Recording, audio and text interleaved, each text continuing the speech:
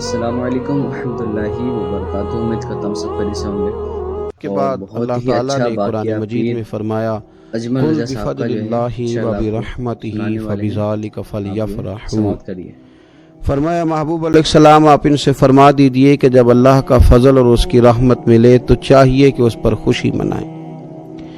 اسلام خوشی کا، مسرت کا، راضی ہونے کا پورا موقع فراہم کرتا ہے۔ اسلام یہ کہتا ہے کہ اللہ کے فضل اور اس کی رحمت کے موقع پر تمہیں اظہار مسرت کرنا چاہیے، خوش ہونا چاہیے، لیکن یہ کہ ہمیں خوشی کے طریقے بھی بتلاتا ہے اسلام۔ اب ہم نے یہ کیا ہے کہ ہم نے اپنے دکھوں کا رشتہ تو اپنے دین کے ساتھ جوڑ لیا ہے۔ کسی کے انتقال پر تو قرآن پاک کی تلاوت ہوتی ہے، وظائف پڑھے جاتے ہیں، اصال ثواب کی تقریبات کے اندر تو تلاوت ہوتی ہے، نعت ہوتی ہے، وعظ و نصیحت کی مجالس ہوتی ہیں، لیکن جب خوشی کا موقع آتا ہے تو پھر ہم دین سے دور ہو جاتے ہیں۔ ہم نے دکھ سارے دین سے وابستہ کر لیے، اور سکھوں کے موقع پر بالکل ہم دین کو نہ صرف یہ کہ بھول جاتے ہیں، بلکہ محسوس ہوتا ہے کہ جیسے ہم صرف اپنی برادری، قبیلے اور علاقے کے رسم و رواج کے پابند رہ گئے ہیں۔ بڑے بڑے حاجی، نمازی، نیک، اچھے کہلانے والے لوگ بھی تھوڑی سی عدم توجہی کا اظہار کرتے ہیں، اور وہ چیز بڑی تکلیف کا باعث بنتی ہے کہ کیا رب رسول سے صرف دکھوں کا رشتہ ہے؟ معاذ اللہ۔ ہر قوم کوئی نہ کوئی تہوار مناتی ہے، اور لوگ چونکہ معاشرہ انفرادی سطح پر بھی راضی رہنا چاہتا ہے اور اجتماعی ماحول بھی فراہم کرنا چاہتا ہے، قومیں بڑے بڑے تہوار مناتی ہیں، میلوں کا بندوبست کرتی ہیں، دن منائے جاتے ہیں۔ اسلام کے اندر بھی دن منائے جاتے ہیں، اور بڑی قریب ایک دن آنے والا ہے جسے عید الفطر کہا جاتا ہے۔ لیکن اسلام کے تہوار باقی قوموں کو یہ بتاتے ہیں کہ تہوار منائے کس طرح جاتے ہیں۔ تو سب سے پہلے تو یہ یاد رکھیں کہ اسلام کے اندر جب عید آتی ہے تو اس کا کوئی مقصد ہے، اور ہم نے عید کو کس طرح منانا ہے یہ سارا کچھ ہمارا دین ہمیں بتاتا ہے۔ پہلے تو آپ دیکھیں کہ عید مسلمان نے کس طرح منانی ہے۔ سویرے جب اس نے اٹھنا ہے تو اس نے فجر کی نماز کے بعد دوبارہ سے تیاری کرنی ہے، غسل کرنا ہے، صاف لباس پہننا ہے، خوشبو لگانی ہے، اور کرنا یہ ہے کہ نماز کے لیے جانا ہے۔ اس کے عید کا آغاز، اس کے اس خوبصورت تہوار کا آغاز اللہ تبارک و تعالیٰ کی عبادت سے ہو رہا ہے، اور عید منا کب رہا ہے؟ رمضان کے 30 روزے پورے کرنے کے بعد، یا 29 کا چاند دیکھنے کے بعد۔ تو سب سے پہلے ہمیں یہ بتایا جا رہا ہے کہ جب تم عید مناؤ گے تو تم سجدہ شکر کے ساتھ مناؤ گے، اپنے رب کے ساتھ جوڑ کے مناؤ گے، اللہ تبارک و تعالیٰ کی عبادت کے ساتھ مناؤ گے۔ تو اس میں کوئی شور و غوغا نہیں، کوئی ریلیاں نہیں، کوئی جلوس نہیں، کوئی پٹاخے نہیں، کوئی گانا باجا نہیں۔ اللہ کی عبادت کے ساتھ بتایا جائے گا کہ تمہارا جو تہوار ہے وہ تہذیب کا، شائستگی کا، خوبصورتی کا، نظم و نسق کا ایک بہترین ذریعہ۔ تم بڑے راضی جب ہوگے تو پھر بھی تم اپنا ساری جھکاؤ گے رب کی بارگاہ میں، پھر بھی تم یہی کہو گے سبحان ربی العظیم، پھر بھی تم یہی کہو گے سبحان ربی الاعلی، پھر بھی تم اس کی بارگاہ میں جبین نیاز جھکاؤ گے۔ پہلی بات۔ دوسری بات، ہمیں پیغام میں عید یہ ہے کہ یہ جو تمہارے پاس عید کا دن آیا ہے یہ اجتماعیت کا دن ہے۔ آپ جب صف میں کھڑے ہوں گے نماز عید کے لیے تو کیا امیروں کی صفیں علیحدہ ہوں گی؟ غریبوں کی الگ ہوں گی؟ کیا پڑھے لکھوں کی الگ ہوں گی اور ان پڑھ لوگوں کی الگ ہوں گی؟ کیا قبیلوں کی الگ ہوں گی اور دوسرے قبیلے کی الگ ہوں گی؟ ایسا نہیں، ایک ہی صف میں کھڑے ہو گئے محمود و یاز، نہ کوئی بندہ رہا نہ کوئی بندہ نواز، صاحب و محتاج و غنی ایک ہوئے، اور تیری سرکار میں پہنچے تو سبھی ایک ہوئے۔ اجتماعیت کا اظہار ہے، اجتماعیت کا۔ عید کا پیغام اجتماعیت کا اظہار۔ اور پھر نماز عید ختم ہوئی تو سب نے ایک دوسرے کو گلے لگایا، غریب نے امیر کو، امیر نے غریب کو، پہلے ایک صف میں نماز پڑھی پھر گلے لگایا، چھوٹے نے بڑے کو، بڑے نے چھوٹے کو، سب ایک دوسرے کے ساتھ محبت کا رشتہ قائم رکھنے لگے۔ تو عید نے دوسرا پیغام اجتماعیت کا دیا کہ تم اللہ تبارک و تعالیٰ کی توحید کے نام پر، تم رسول پاک صلی اللہ تعالی علیہ وسلم کی غلامی کے نام پر ایک ہو، ایک۔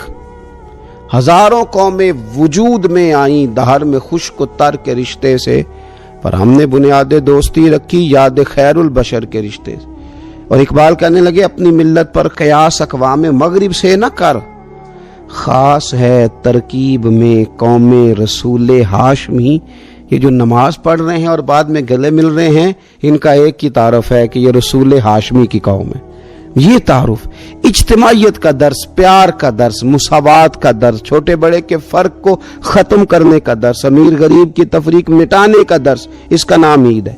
تیسری بات آپ یہ دیکھیں کہ کوئی بھی ہمارا موقع ہے نا، تو اسلام نے اس پر کچھ تعلیمات دی ہیں۔ اگر آپ کو اللہ بیٹا دیتا ہے، بیٹی دیتا ہے، تو اس کا عقیقہ کرنا ہے، دوسروں کو کھانا کھلانا ہے۔ اگر اللہ نے شادی کا موقع دیا تو سنت ہے ولیمہ کرنا ہے، لوگوں کو کھانا کھلانا ہے۔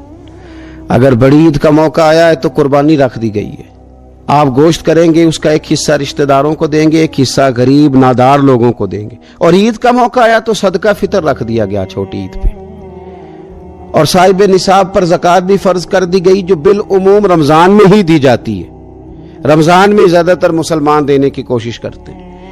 تو اس سے کیا ہوتا ہے کہ انسان اپنی خوشیاں دوسروں کے ساتھ بھی جوڑتا ہے، وہ اکیلے خوشی نہیں منا رہا، وہ دوسروں کے ساتھ اپنی خوشیوں کو جوڑ رہا ہے، غریب کو کھانا کھلا رہا ہے۔ اور نبی پاک صلی اللہ علیہ وسلم نے فرمایا وہ دعوت بڑی ملعون ہے، وہ بڑی لعنت والی دعوت ہے کہ کسی نے دعوت پکائی اور صرف امیروں کو دعوت دی جائے، غریبوں کو نہ دی جائے۔ سیاسی افطاریاں کرائی جائیں، اور ولیمے پہ بھی اگر اپنے بیٹے کے بلایا جائے تو امیر لوگوں کو، سیاسی لوگوں کو، بڑے لوگوں کو دعوت دی جائے۔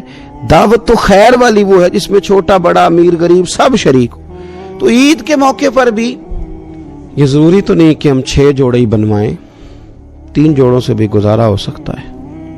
اس طرف بھی تھوڑی توجہ کر لیں کہ جس گھر کے اندر 1 جوڑا بھی خریدنا مشکل ہے، یہ کوئی ضروری تو نہیں کہ 10 جوڑے ہی خریدے جائیں، 2 پہ بھی گزارا ہو سکتا ہے۔ 3 جوتے لینے کی بجائے 1 سے بھی عید گزر جاتی ہے، لیکن تھوڑی سی توجہ اگر غرباء کی طرف بھی کر لی جائے، مساکین کی طرف۔ یہ کل پرسوں خبر آ رہی ہے کہ ہمارے پنجاب میں ایک ایسا شہر بھی ہے جس میں باپ نے صرف اس لیے اپنے بچے نہر میں پھینک دیے ہیں کہ انہوں نے عید کے لیے کپڑے مانگے تھے۔ اس قسم کی داستانیں جس قوم کے اندر موجود ہوں تو وہ قوم پھر کسی کا خیال ہی نہ کرے، وہ سارا مال اپنے اوپر ہی خرچ کرنا چاہے، اسے احساس ہی پیدا نہ ہو کہ کسی اور کو بھی ضرورت ہے۔ تو عید ہمیں موقع دیتی ہے۔ بزرگوں نے لکھا ہے کہ یہ جو عید پہ کہا گیا نا کہ ایک رستے جاؤ اور دوسرے رستے سے واپس آؤ، تو اس میں بھی شاید ایک حکمت ہمیں یہ بھی نظر آتی ہے کہ کئی دفعہ ایک گلی سے گزرے تو گزرتے وقت خیال آتا ہے کہ یار یہ گھر ایسا ہے، دیکھ کے پتہ چلتا ہے کہ جو غریب ہے مجھے تھوڑا ان کا خیال رکھنا چاہیے۔ پھر دوسری سائیڈ سے واپس آؤ، شاید تمہیں گھر بیٹھے یاد نہ آئے اور مکان دیکھ کے تمہیں سمجھ آ جائے کہ یہاں تو شاید روٹی بھی وقت پہ نہ پکتی ہو، اتنے غریب ہیں۔ تو اسلام نے ہر چیز میں حکمت رکھی، اور صرف عید کے موقع پہ نہیں، مستقل آپ غرباء کے، مساکین کے سرپرست بننے کی، معاون بننے کی کوشش کریں، رسمی طور پر نہیں۔ پچھلے سال نا عید گزری تو مجھے ایک دوست نے ایک پنجابی کا شعر بھیجا، اس نے کہا حضرت جی اس کو ذرا ضرور پڑھیں۔ تو شعر بڑا انوکھا تھا۔ وہ شعر کیا تھا؟ او راشن ونڈن والے لوکو، او راشن ونڈن والے لوکو، او عیدوں بعد بھی بھوک لگ دیجئے۔ عید کے بعد بھول ہی گئے تم؟ مستقل بنیادوں پر کوشش کریں کہ آپ معاون بنے، غرباء کے، مساکین کے، یتیموں کے، ان لوگوں کی مدد کریں۔ حضرت بشیر بن عقبہ رضی اللہ تعالیٰ عنہ فرماتے ہیں کہ میرے والد جنگ احد میں شہید ہو گئے تھے اور میں ایک کونے میں کھڑا رو رہا تھا، تو نبی پاک صلی اللہ تعالیٰ علیہ وسلم نے مجھے دلاسا بھی دیا، دست شفقت بھی رکھا۔ تو میں نے کہا حضور میرے والد چلے گئے تو کیا بنے گا؟ تو کیا انداز حضور نے اختیار کیا اور کیا انہیں عظیم نسبتوں سے نواز دیا۔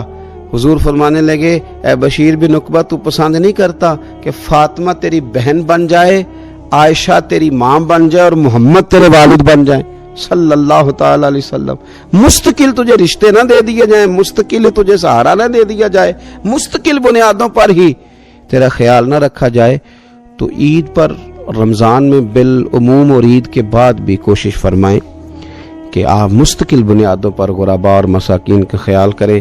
اللہ تبارک و تعالی ہمیں عید کے پیغام کو بھی سمجھنے کی توفیق عطا فرمائے۔ آخر دعوانا الحمدللہ رب العالمین۔ تو ہمارے ہاں کچھ لوگ سمجھتے ہیں کہ سخاوت صرف رمضان میں ہی کرنی ہے، اور رمضان میں ثواب زیادہ ہے، ورنہ راشن ونڈن والے لوگ کو عیدوں بعد بھی بھوک لگ دیجئے، عید کے بعد بھی اسی طرح ہی غریب کے ساتھ پیٹ ہوتا ہے، لیکن توجہ نہیں کہ مہنگائی اور سختی کے اس دور میں اپنے مسلمان بھائیوں کا، عزیزوں کا، اہل محلہ کا ہاتھ بٹائیں، پیار کریں۔ علم کا لغوی معنی جاننے کے ہوتے ہیں۔ علم حاصل کیا جاتا ہے کسی چیز کی معرفت کو حاصل کرنے کے لیے۔ جب ہم کوئی علم حاصل کرتے ہیں تو ہم یہ چاہتے ہیں کہ ہمیں اس چیز کے نفع اور نقصان کا پتہ چل جائے، اور جب ہم دینی علم حاصل کرتے ہیں تو اس کا مقصد یہ ہوتا ہے کہ ہمیں رذائل اور خسائل ان دونوں کی خبر ہو جائے، خیر کیا ہے شر کیا ہے اس میں تمیز کا ملکہ ہمیں نصیب ہو جائے، اچھائی اور برائی کھل کر ہمارے سامنے واضح ہو جائے۔ یہ مقصود ہوتا ہے علم سے۔ علم سے، تعلیم سے مقصد زیادہ باتیں کرنا نہیں ہوتا۔ ایک آدمی بہت زیادہ باتیں کرتا ہے تو شاید بڑا عالم ہے، ایک شخص بہت زیادہ گفتگو کرتا ہے تو اس کے پاس معلومات زیادہ، ایسا نہیں، بلکہ حضرت عبداللہ ابن مسعود رضی اللہ تعالیٰ عنہ سے جب کسی نے پوچھا تھا کہ بڑا عالم کون ہوتا ہے، تو آپ فرمانے لگے جو رب سے زیادہ ڈرے وہ بڑا عالم ہے۔ اور دلیل انہوں نے یہ دی کہ اللہ کریم نے قرآن مجید میں فرمایا ہے کہ انما یخشی اللہ من عبادہ العلماء، اللہ کے بندوں میں سے جو عالم ہیں وہ رب سے ڈرتے ہیں۔ تو دینی تعلیم، اس کی معلومات حاصل کرنے کی کوشش کریں، صحیح کریں۔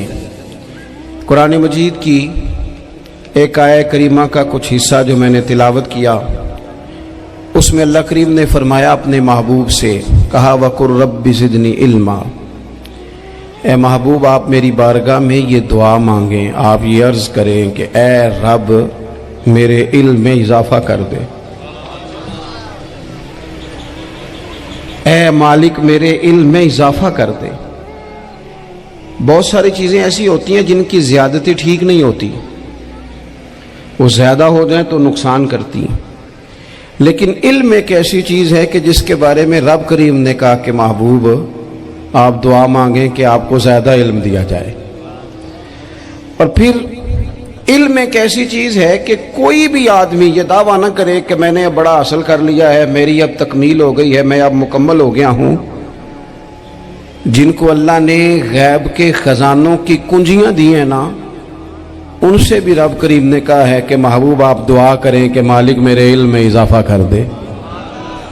تو جب وہاں تک یہ بات ہے تو پھر عام آدمی کو بھی چاہیے کہ وہ اپنی معلومات میں اضافے کا شوق پیدا کرے۔ اور تیسری بات یہ کہ جو حضور کے علم شریف پر بات کرتے ہیں وہ بھی اس آیت سے سیکھیں کہ حضور کا علم تو ہر روز رب اس میں اضافہ فرما رہا ہے، تو ہر روز اضافہ ہو رہا ہے۔ وَلَلْآخِرَةُ خَيْرٌ لَكَ مِنَ الْأُولَىٰ، ہر روز ترقی ہو رہی ہے حضور کے علم شریف کی بھی۔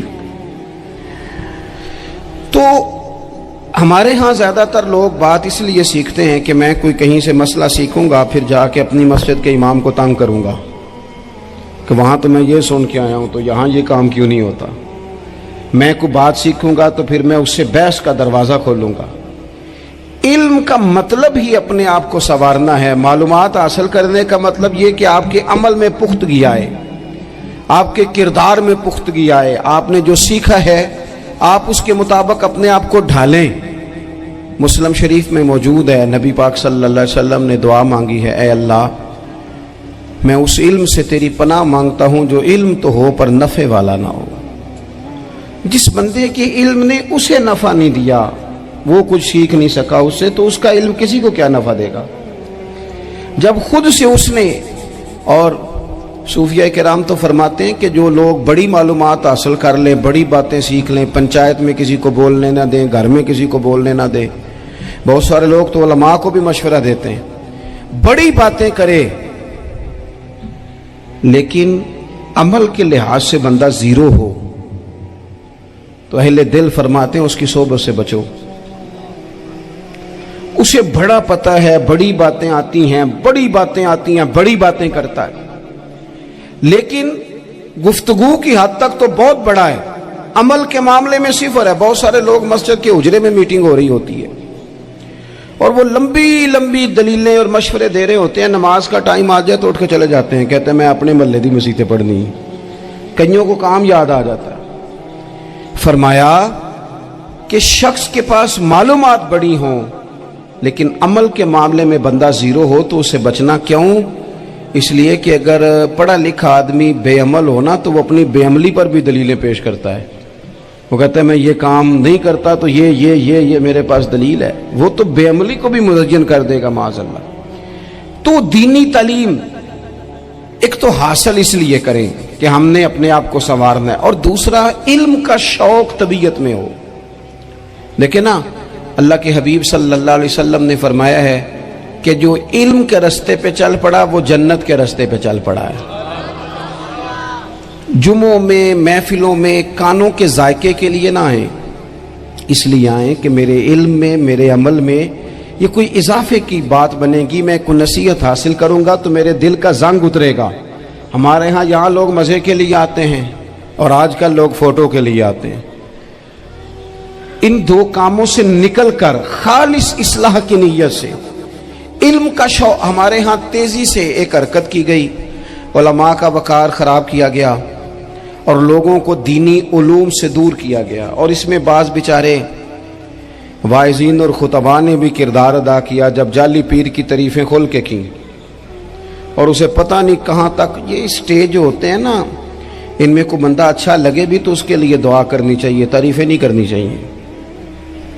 तारीफ़ें उसका कोई फ़ायदा नहीं है, उसको, उस बंदे को तो दुआ का फ़ायदा है। अगर आपको अच्छा लग रहा है तो उसे दुआ दें, उससे ज़्यादा कुछ नहीं करें। और हमारे यहाँ जनाब वो नकीबे महफिल बेचारे की शामत आ जाती है अगर तारीफ़ें थोड़ी करे तो, कहते हैं इन्हें तो ना ही नहीं लेना होता। ओ भाई, इसके नाम लेने से आपका कद ऊंचा होता है। तो इल्म और आलिम, इन दोनों चीज़ों से कौम को दूर किया गया। दीनी तालीमात का फुकदान है। जो मैट्रिक तक लोग 60-70 किताबें पढ़ जाते हैं उन्हें भी कुरान पाक ठीक से नहीं पढ़ना आता, दूर किया गया। आप मुझे बताइए, चलें एक मस्जिद ही आप देख लें, उस मस्जिद के अंदर अगर एक तरफ एक आलिम दीन मिशकात शरीफ खोल के बैठे हों, हदीस पाक का दर्स हो रहा है, या बाहर शरीयत खोल के बैठे हैं, फिकी मसाइल बयान किए, और उसी मस्जिद में एक बाबा जी जुब्बा पहन के तगड़ा सा बड़ी सी पगड़ी बांध के और 500 दाने वाली तस्बीह लेके बैठे हैं। अब एक बंदा अंदर आता है तो वो किधर जाएगा, आलिम की तरफ के बाबा जी की तरफ? वो क्यों जा रहा है भला बाबा जी की तरफ? वो इसलिए कि हमने उसे ये बताया ही नहीं कि जिस तरह सुभान अल्लाह सुभान अल्लाह सुभान अल्लाह पढ़ना इबादत है ना, इसी तरह दाराबा दाराबा पढ़ना भी इबादत है। उसे हमने बताया नहीं कि जब तक इल्म के रास्ते में रहना भी इबादत है, जब तक उसे ये समझ नहीं ना आएगी कि जिस तरह वज़ाइफ की किताब पढ़ना इबादत है, इसी तरह मिशकात शरीफ पढ़ना भी इबादत है, हदीस बुखारी का दर्स लेना भी इबादत है, मुस्लिम शरीफ की अहादीस पर अपने असातिज़ा से बैठकर दुरूस पाना भी इबादत। जब तक ये पूरा मिजाज देखे ना, नबी पाक सल्लल्लाहु अलैहि वसल्लम ने फरमाया रात की एक घड़ी भर दीन सीख लेना सारी रात नफल पढ़ने से बेहतर है।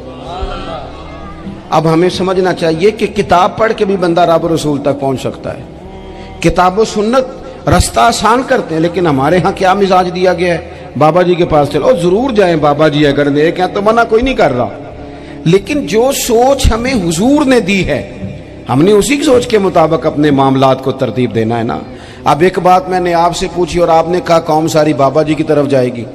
हदीस पाक किस तरह है, अल्लाह के महबूब मस्जिद शरीफ में तशरीफ लाए, दोनों जानिब लोगों के हलके बने हुए हैं, लोग बैठे हुए हैं, एक हलके में लोग अल्लाह की याद कर रहे हैं, जिक्र हो रहा है, एक हलके में बैठ के एक आलिम किताब व सुन्नत का दर्स दे रहे हैं, एक सिहाबी और बाकी सुन रहे हैं। खास तवज्जो करें नौजवान मेरी बात पर, रसूल करीम सल्लल्लाहु अलैहि वसल्लम दोनों के बीच खड़े हो गए, اور کریم نے فرمایا دونوں محفلیں خیر کی ہیں، دونوں ہی حلقے خیر کے ہیں۔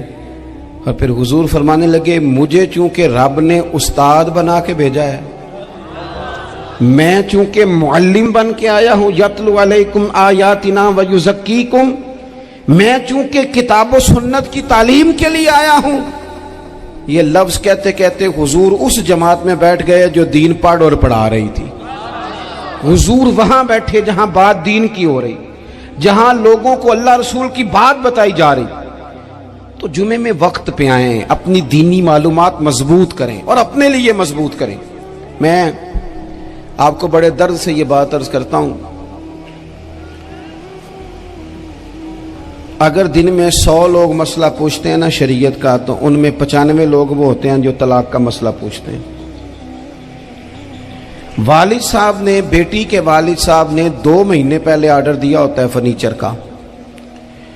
بیٹے کی شادی ہو تو مہینہ پہلے شیروانی والے کو بھی کہنا پڑتا ہے، گاڑیاں بک کرانی پڑتی ہیں، میرج ہال بک، یہ سارے لوازمات ہم کرتے ہیں، سارا کچھ کیا۔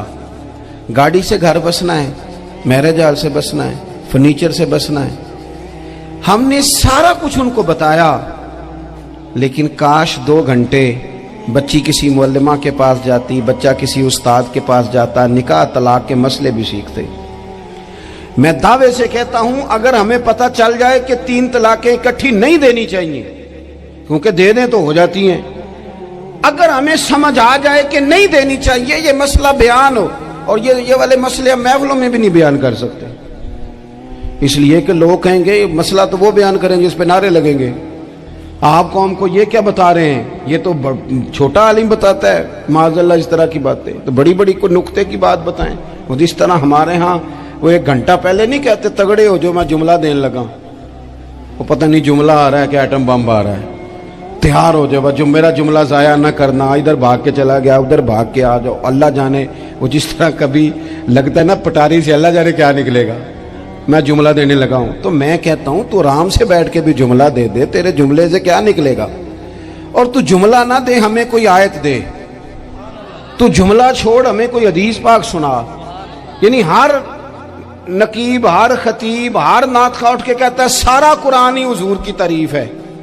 اور بھئی اگر سارا قرآن حضور کی تعریف ہے تو چند آیتیں پڑھ دے پھر تو بھی، تو نے پڑھی تو ایک بھی نہیں اور تو کہتا جا رہا ہے سارا قرآن ہی حضور کی تعریف ہے۔ یہ والی تعریف بھی تو سنانا قوم کو، جو یہ بچے ان کے استاد انہیں سکھا رہے ہیں اور یہ سیکھ رہے ہیں، اس طرف بھی تو سفر کریں۔ تو میرے عزیز اگر لوگوں کو مسائل کا پتہ چلے تو سینکڑوں گھر بچ جائیں تباہ ہونے سے، بڑے بڑے گھر بچ جائیں، لیکن مسائل نہیں آتے۔ میرے پاس مسئلہ پوچھنے کے لیے کچھ لوگ آ گئے تو 4-5 سال کا بچہ بھی تھا جس کے والد نے غصے میں اپنی بیوی کو 3 طلاقیں دی تھی، تو چھوٹا سا بچہ، کپڑے بھی پھٹے پرانے، اور حالت بتا رہی تھی کہ غریبی ہے۔ تو جب میں نے مسئلہ بتایا کہ 3 طلاقیں ہو گئی ہیں تو واپس جانے لگے، تو بچہ مجھ سے کہتا ہے دیہاتی آدمی تو کہنے لگا مولوی صاحب میری اماں تے نانی کہنی اسن پوچھ کے آئی آپ کہ ہن اسی لہدا لہدا ہی رہنا ہے۔ تو اس بچے کی نونہال کی وہ کیفیت دیکھی تو میں رو پڑا۔ میں نے کہا یار یہ بچہ بیچارہ ماں باپ کے ہوتے ہوئے یہ یتیموں جیسی زندگی گزارے گا کیونکہ باپ نے طلاق دے دی۔ کس طرح مسائل نہیں بتائے لوگوں کو، تعلیم سے آگاہی نہیں کیا۔ اور اس میں بہت بڑا ظلم ہے ان لوگوں کا بھی جو جنازے پہ کھڑے ہو کے تو کہہ دیتے ہیں، میری طرح کے لوگ اچھے علماء کی بات نہیں کرتا، وہ کہہ دیتے ہیں دیکھو جن لوگوں کو جنازہ نہیں آتا، بھئی آپ نے کس دن عشاء کے بعد کلاس لگائی تھی جنازہ سکھانے کی؟ یہ تو آپ نے کہہ دیا لوگوں کو قرآن کی ٹھیک نہیں آتا، تو یہاں تو بیچاری بیبیاں جن کو صحیح پڑھنا نہیں آتا وہ مشن بنا لیتی ہیں کہ میں نے اتنے 100 کو قرآن پاک پڑھانا ہے، بیوہ ہو گئی ہوں، طلاق یافتہ ہو گئی ہوں، ساری زندگی قرآن پڑھاؤں گی۔ ہم کیوں یہ مشن نہیں بناتے، کیوں اس طرف سفر نہیں کرتے؟ ایک تو دینی معلومات میں، دینی علوم میں اپنے آپ کو لگائیں اور ذوق پیدا کریں کہ جو چیزیں مجھے نہیں آتی میں نے وہ سیکھنی ہے، جو معاملات مجھے نہیں آتے میں نے ان کی طرف سفر کرنا ہے۔ ایک تو اپنا یہ مزاج بنائیں، اور جب آپ دینی علوم سیکھتے ہیں تو پتہ ہے کون سا منظر قائم ہوتا ہے؟ منظر وہ بنتا ہے کہ حضرت ابو ہریرہ بھی دین سیکھا کرتے تھے، حضرت عبداللہ ابن عمر بھی اصحاب صفہ میں رہا کرتے تھے، حضرت انس بن مالک بھی رہا کرتے تھے، اور ایسا منظر بنتا ہے کہ حضرت سیدہ خدیجہ الکبریٰ رضی اللہ تعالیٰ عنہ فرماتی ہیں سیدہ فاطمہ حضور کی گود میں بیٹھی ہوتی تھی اور نبی پاک سے باتیں پوچھتی تھی اور حضور انہیں بتا رہے ہوتے تھے. سیدہ عائشہ حضور سے دین کی باتیں پوچھتی. چوتھا حصہ ہماری فقہ کے اصول حضرت فاطمہ کی حضرت عائشہ صدیقہ کی مرویات پر مبنی ہیں. اگر ہماری بچیاں چھوڑ دیں ڈائجسٹ پڑھنا, چھوڑ دیں ادھر ادھر کی مووی دیکھنا اور وہ کتاب و سنت پر آ جائیں تو بہت سارے مسائل ایسے ہیں جو الجھنے سے پہلے ہی سلجھے ہوئے ہوں. دینی تعلیم کا مزاج اور ذوق. اور دوسری آیت کریمہ میں نے تلاوت کی, اللہ کریم نے قرآن مجید میں فرمایا یا ایھا الذین آمنوا قوا انفسکم واہلیکم نارا, اے ایمان والو خود بھی دوزخ کی آگ سے بچو اور اپنے گھر والوں کو بھی بچاؤ. او والد, وہ ماں جو بچوں کو بھوک سے بچانے کے لیے محنت کرتی ہے, ان کو مایوسی سے بہت سارے ماں باپ ایسے ہوتے ہیں جن کے پاس کپڑے لینے کے پیسے نہیں ہوتے عید پہ. کیوں؟ اذان شروع ہوگی جی. عزیز بھائی, جس طرح ہم اپنے بچوں کو دیکھیں, بہت سارے ماں باپ کے پاس گنجائش نہیں ہوتی, لیکن اس نیت سے کہ بچوں کے دل ٹوٹ جائیں گے, عید پہ کیسے گزارا کریں گے, مشکل سے بھی کپڑے خرید کے دیتے. اس طرح ہم اپنے بچوں کو بھوک سے, پیاس سے, مایوسی سے بچاتے ہیں. اس طرح ہمارے رب نے ہمارے ذمے لگایا ہے کہ تم اپنے بچوں کو کوشش کرو دوزخ کی آگ سے بچانے کی. حضرت عمر فاروق رضی اللہ تعالیٰ عنہ نے عرض کیا تھا یا رسول اللہ صلی اللہ تعالیٰ علیہ وسلم, اس آیہ کریمہ کا معنی کیا ہے؟ تو محبوب کریم علیہ السلام نے فرمایا عمر, جن چیزوں کا اللہ تمہیں حکم دیتا ہے تم اپنے گھر والوں کو ان چیزوں کا حکم دو, جن چیزوں سے رب رسول تمہیں منع کرتے ہیں اپنے گھر والوں کو ان سے روکو, اپنے گھر کے اندر نفاذ دین کرنے کی کوشش کرو. میرے بھائی, بہت زیادہ آزمائش ہے ہمارے گھروں میں, بے چینیاں ہیں, اضطراب ہے, بچوں میں سختی ہے, بہن بھائی ایک دوسرے کے ساتھ لڑتے ہیں, مزاجوں میں تلخی آ گئی. کیوں بھلا؟ اس لیے کہ ماں باپ کو جو بہترین کردار اور جو حسین طریقہ گھر میں اپنانا چاہیے تھا, بچے تقریر باہر سے سنتے ہیں لیکن وہ فالو اپنے ماں باپ کو کرتے ہیں. اگر ماں باپ میں حوصلہ ہو, صبر ہو, اطمینان ہو, خودداری ہو, تھوڑے پر گزارا کرنے کا مزاج ہو. دیکھیں نا, آج ڈپریشن ہے, ٹینشن ہے, پینکس اٹیکس ہیں, بڑی ساری چیزیں آ گئی ہیں. کیوں بھلا؟ صبر نہیں, تحمل نہیں, بردباری نہیں. آزمائے. ایک دن ایک بچہ میرے پاس آ گیا مدرسے کا اور آ کے وہ رونے لگا. میرے گھر والے کہنے لگے کھانا چھوڑ دیں, پہلے اس کی بات سن لے. میں نے کہا پتر کیا ہوا, کسی نے مارا ہے کسی استاد نے؟ کہنے لگے نہیں حضرت, گھر فون کیا تھا تو میری اماں اور ابا کی لڑائی ہو رہی ہے. بچہ کانپ رہا ہے, ٹانگیں کانپ رہی ہیں. میں نے کہا کیا ہو کیا گیا تمہیں پتر, لڑائی ہو رہی ہے تو گھروں میں ہو ہی جاتی ہے. کہنے لگے نہیں, آپ کو پتہ نہیں وہ بڑا سخت لڑتے ہیں. میرے والد جب میری والدہ کو مارنے کے لیے آگے بڑھتے ہیں تو ہم سارے چار پنجوں کے نیچے چھپ جاتے ہیں, ہمیں خوف آتا ہے, وہ منظر خطرناک ہوتا ہے. یہ کون تکلیف دے رہا ہے اپنے بچوں کو؟ یہاں بیٹھے ہمارے ہاں میلوں دور رہتے تھے اس کے گھر والے, تو وہ تکلیف میں تھا, تو گھر میں کیا کیفیت ہوگی؟ اگر حوصلہ ہو, صبر ہو, قناعت ہو, اللہ کے دیے ہوئے تھوڑے رزق پر ہمیں راضی رہنا آتا ہو, ہمارے گھروں میں سکون آئے, اطمینان آئے. ہم جو زندگی بڑی خوشی خوشی گزار سکتے ہیں, ہمارے مزاجوں کا لالچ, ہماری طبیعتوں کی بے راہ روی, ہماری جھوٹی انا کا بت, ان ساری چیزوں کو ختم کر دیتا ہے. اپنی زندگی کے اندر اگر ہم وہ کردار اپنے بچوں کو دیں جس کردار میں موبائل بھی ہو, جس میں گاڑی بھی ہو, جس میں پیسے بھی لا کے ابا دراز میں رکھتا ہو, لیکن والد کا گھر میں مصلی بھی موجود ہو, اس کی کوئی تسبیح بھی ہو, وہ یہ بھی کہتا ہو کہ خدا نے اپنے فضل سے آج 5,000 دیا ہے تو اس میں 1,000 غریبوں کا بھی ہے, اس میں تھوڑا سا میں نے اللہ کی رضا کے لیے بھی رکھا ہے. اگر کوئی مشکل آ جائے تو وہ باپ اور ماں کو صبر کرتا ہوا دیکھتے ہوں. اگر ایک باپ کر بات کرے تو دوسرا برداشت کرتا ہو. خدا را اپنی اولادوں کو اس اذیت کا شکار نہ کرو. اپنے گھروں کے اندر وہ خودداری, وہ پیار, وہ وقار, وہ محبت, وہ انداز آپ تھکے हुए हैं, कोई शक नहीं, आप बहुत सारे मसाइल का बाहर शिकार होंगे, कोई शक नहीं, लेकिन आप बाहर से थक के आए हैं और अगर आप बाहर अपनी फैक्ट्री के मालिक हैं और दफ्तर के बड़े हैं तो घर में भी तो आप बड़े हैं ना, आपकी माँ भी तो इंतजार कर रही है, उसने भी तो दुखड़ा सुनाना है ना आपको। आप ये देखिए कि आपके बच्चे भी तो इंतजार कर रहे हैं, वो चाहते हैं कि अब्बा आके बैठे तो हम उनके सीने पे चढ़ के थोड़ा खेलें। आपकी अहलिया मुंतजिर हैं, कुछ बातें बीवी किसी और से नहीं कह सकती, सिर्फ अपने शौहर से कहती है, लेकिन वो तो आते ही जलाल में आ गए साहब। वो कहने लगे तू बड़ी नालायक है, मैं थका मांदा आया हूं और तूने मुझे कहानी सुना दी है। वो उस खातून से शिद्दत के साथ पेश आने लगे। मेरे रसूल पाक की हयात नूर को देखो, हजरत उम्मे ऐमन हुजूर की रज़ाई वालदा हैं, उनकी भी खिदमत हो रही है। हजरत हलीमा सादी आ रही हैं तो खिदमत हो रही है। हजरत अब्बास हुजूर के चचा हैं तो करीम फरमाते हैं मेरे चचा हैं बाप की जगह पे।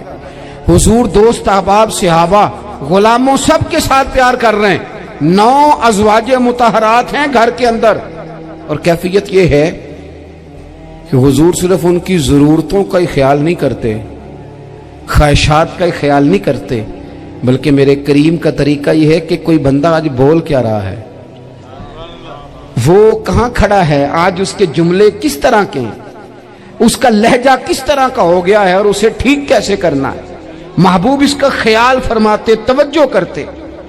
मैं कहता हूं कि हम सबको शौक आया है आराम करने का। मैं सुबह 11 बजे से पहले अपने घर से निकल आया था और ये वक्त आ गया है और रात को खुदा जाने किस वक्त घर पहुंचना है। कई दफ़ा कैफियत ये होती है कि गाड़ी से उतरते हैं तो फिर दिल करता है कि कोई उठा के चलाए ना कभी। इसके बावजूद बहुत सारे लोग नाराज़ रहते हैं कि हमसे मिल के नहीं गए, फ़ोटो नहीं खिंचवा के गए, फलानी जगह चाय नहीं पी के गए। ये तसलसल है। लेकिन मैं जितना मर्जी थका मांदा घर जाऊंगा ना, कभी ऐसा नहीं हुआ कि मैं घर जाऊं तो बड़ी टेंशन में जाऊं। मेरी घर वाली एक दिन मुझसे कहने लगी आपने कभी नहीं कहा कि मैं थका हुआ आया, बंदा थक भी तो जाता ही है ना, कभी कहाँ करे ना। मैंने उसे कहा पता क्यों नहीं कहता, इसलिए नहीं कहता कि मैं नहीं चाहता कि मेरे बच्चे ये कहें कि हमने दीन नहीं पढ़ना, हमारा बाप तो बड़ी मुश्किल में है। हम अपने काम के बारे में अपने घर में शिकवे करते हैं। आप किसी बच्चे से पूछ लें कौन सा काम करना है, कहता जेड़ा अब्बा जी कर दे रहे हैं वो नहीं करना। क्यों? कि अब्बा जी हर रोज़ तो कहते हैं मैं बड़ा उलझ गया हूँ, ये काम बड़ा मुश्किल है। मैं चाहता हूँ कि मैं अपने बच्चों को ये बताऊँ कि पुत्र मैं तो जिधर जाता हूँ फूल ही फूल हैं, मैं तो जिधर से गुजरता हूँ मोहब्बत ही मोहब्बत है, मैं तो जिधर से देखता हूँ दुआएं ही मिलती हैं, ताकि उनका शौक पैदा हो। मेरे अजीज, आप थोड़ा सा दिल बड़ा करें। अगर आप एक की वजह से पूरा घर सुकून में आ जाता है तो आप दिल बड़ा क्यों नहीं करते? जगह ढूंढते हैं बस मुझे कोई तंग ना करे, कोई मेरी बाप माँ बदौलत को कोई परेशान ना करे। बुखारी शरीफ सुनिए, हजरत आयशा सिद्दीका रदी अल्लाह तआला अन्हा बैठी हैं। हुजूर फरमाने लगे आयशा आज एक बात ना बताऊं तुम्हें? या रसूलल्लाह बताइए। हुजूर फरमाने लगे जब तुम मुझसे नाराज होती हो तब भी मुझे पता चल जाता है, और जब राजी होती हो फिर भी पता चल जाता है। तो हजरत सैयद आयशा सिद्दीका बात सुन के बड़ी खुश हुई। या रसूलल्लाह वो कैसे? हुजूर फरमाने लगे कभी कभी तुम कसम उठाती हो। या रसूलल्लाह हाँ। फरमाया जब होती हो ना राजी खुश तो फिर कहती हो मुझे रब्बे मोहम्मद की कसम सल्लल्लाहु अलैहि वसल्लम। फिर तुम मेरे नाम के साथ रब करीम का नाम मिला के कसम उठाती हो, रब्बे मोहम्मद की कसम। या रसूलल्लाह बिल्कुल ऐसे ही है। और फरमाया जब तुम्हारे दिल में कोई बात होती है ना तो फिर तुम कहती हो मुझे रब्बे इब्राहीम अलैहिस्सलाम की कसम, फिर तुम रब्बे मोहम्मद नहीं कहती। ये बुखारी मुस्लिम में मौजूद है। हजरत आयशा सिद्दीका ने तो बात सुनी तो खिल गई तबीयत, कहने लगी करीम सदके जाऊं यहां तक ख्याल फरमाते हो, किसके जुमले कहां पहुंच गए यहां तक ख्याल है। फरमाया मुझे पता चल जाता है कि तुम्हारी कैफियत क्या है, कहां खड़ी हो। और भाई हम तो अपनी मां का भी ख्याल नहीं रखते। हमारा बाप कहां बेचारा खड़ा है, वो तो इंतजार में था कि कोई 10 मिनट मेरे पास बैठेगा, तवज्जो ही नहीं, जज्बात का ख्याल ही नहीं। हजरत आयशा सिद्दीका बात सुन के अर्ज करने लगी या रसूल अल्लाह मुझे रब्बे मोहम्मद की कसम हो, मैं सिर्फ नाम छोड़ती हूं, मेरे दिल में हर वक्त मदीने वाले महबूब भी रहते हैं। नाम ही छोड़ती हूं सिर्फ। ओ मेरे दोस्त, थोड़ा सा जाए। और दूसरा अर्ज करूंगा, दौलत अगर बहुत आली चीज होती ना, बहुत कीमती, तो सबसे ज्यादा सैयदा आयशा के घर में होती। अगर पैसों से ही शौक खाता तो पैसे सबसे ज्यादा हजरत फातिमा तज़हरा के काशाना नूर में होते। ओ मेरे भाइयों, सोना वक्त मोहब्बतों से गुजारा जा सकता है। ओ भाई, मैंने तो अपने घर में ये देखा कि मेरे वालिद साहब गर्मी आती तो फरमाते, ओ लो भाई तुहानू परवाह नहीं, मैं तुहाडे पड़ोले च दाने पा दिते ने ते तुहाडी मां ने मर्तबान च अचार पा दिता है। लो अब तुम्हें कहीं जाने की जरूरत नहीं पड़ेगी। इस पे भी वक्त बड़ा अच्छा गुजरता था, इस पे भी टाइम बड़ा अच्छा। 6 खाने खा के बच्चे नखरे कर रहे हैं। मैंने अपने वालिद साहब से एक दिन कहा, मैं क्या अब्बा जी तुहानू पसंद की है? फरमान लगे, पुत्र जे तो लगी होवे भुख फिर ते हर शाही, और अगर भूख ना हो तो फिर नखरे ही नखरे हैं, फिर क्या पसंद होना है। तबीयत नहीं, अपने घरों में, अपने दोस्तों में इत्मीनान पैदा करें, इस तरह से बाहर आए। और एक बात और अर्ज करनी है, याद रखना, तकरीर बाहर चलती है, घर में नहीं चलती। घर में अमल चलता है। घर जाके आप लेक्चर देना, नमाज पढ़ा करो, नमाज पढ़ा करो, नमाज पढ़ा करो, नमाज पढ़ा करो, तो कोई नहीं पढ़ते घर वाले। आप घर में नमाज खुद शुरू कर दें। नबी पाक सल्लल्लाहु अलैहि वसल्लम ने फरमाया, घरों को कब्रिस्तान ना बनाओ, कुछ नफली नमाजें घर में भी पढ़ा करो। अल्लाह के प्यारे रसूल सल्लल्लाहु अलैहि वसल्लम का घर मस्जिद नबी के बिल्कुल साथ है। दरवाजा हुजूर के घर का मस्जिद में खुलता था। लेकिन नबी करीम सल्लल्लाहु अलैहि वसल्लम क्या करते थे? हजरत आयशा सिद्दीका फरमाती हैं, तहज्जुद की नमाज घर में पढ़ा करते थे। घर में हुजूर तहज्जुद की नमाज पढ़ते, अगरचे घर में दुश्वारी थी। कुछ इबादत, कुछ नमाजें घर के अंदर भी इंसान पढ़े। आखिरी गुजारिश आप हजरात से करनी है, इतना बड़ा मजमा है, इतने सारे लोग तशरीफ लाए हैं, एक गुजारिश आप हजरात की खिदमत में रख के बस मैंने बात को समेटना है। 2 बातें मैंने आपकी खिदमत में अर्ज की हैं। एक तो दीनी इल्म का ज़ौक़ पैदा करें, और दूसरा अपने घरों में थोड़ा ठहराव लाएं।